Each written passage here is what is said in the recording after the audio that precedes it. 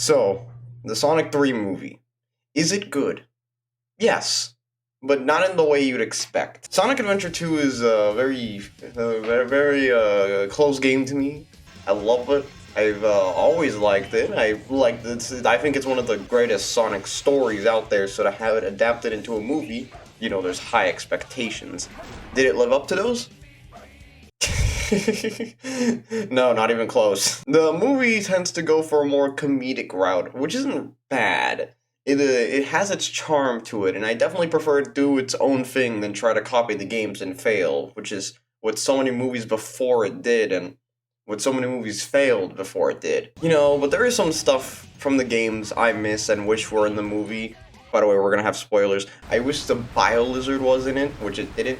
Live and Learn was in it, but it feels empty without the Bio-Lizard, because that's one of the main conflicts of the final fight.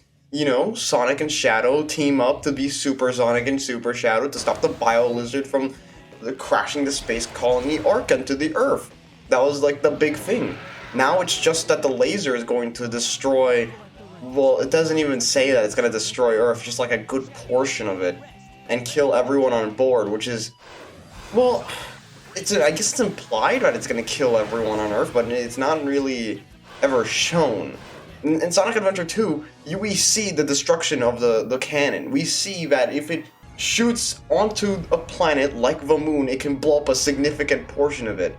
We never get this sort of moment, we're just told that it can do it, which is significantly less powerful. Not only that, Shadow was an alien instead of being created by Professor Gerald Robotnik, and Professor Gerald Robotnik is still alive. Now, this does make for a lot of funny moments between him and Dr. Eggman, but the biggest problem that it makes is with the story, because, instead of Maria and the Professor both being dead, and the only thing keeping Shadow from being a good guy is his memory being tampered with and him thinking that he's a villain, it's all gone now. Because now, Shadow knows exactly what happened, he knows exactly what the sort of amnesia plot line that was in the original game is completely gone, because he knows exactly what he needs to do. He just thinks he has to do it.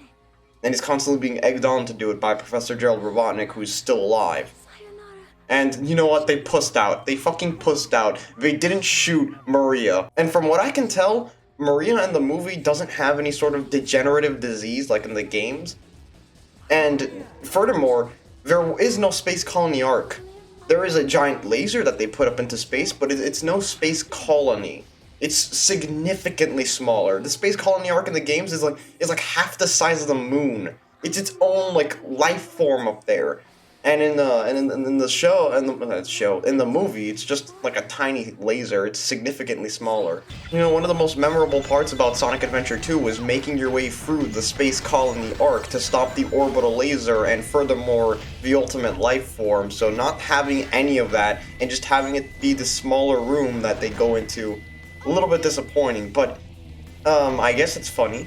Obviously, they couldn't make the story one-to-one. It's a different universe. I know that.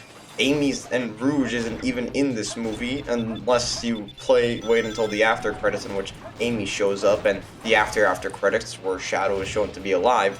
But everyone knew that was gonna happen. That's not really a surprise. But even something like Shadow's death is handled, what I would argue, a little bit worse than in the game. Because in the game, we got to see his final moments before he died. His final wishes to Maria before plummeting into the Earth, and Sonic holds up the ring and gives it to Rouge, it's so good. And then you have the brief moments aside with all the characters and Gerald, Dr. Robotnik goes, "As a child, I looked up to my grandfather because of all the great things he accomplished in his life. He was my hero, and I wanted to be a great scientist like him. But did he really mean to destroy us?" Like that little bit of introspection is completely gone now because he met his grandfather and his grandfather's fucking insane. But overall, would I say it's a bad movie? Not really, because it's a movie. It needs to be an adaptation. If it's 100% faithful to the games, why not just play the games? There are certain aspects of the games that I feel like would have made a stronger movie if they took it more seriously, but it's a comedic movie for kids. And you can go on the internet and you can cry about it all you want, about how it's different than the games, but does it really matter? No one gives a shit. So ultimately, it's a goofy movie. Is it an extremely goofy movie? Now that shit I still need to figure out.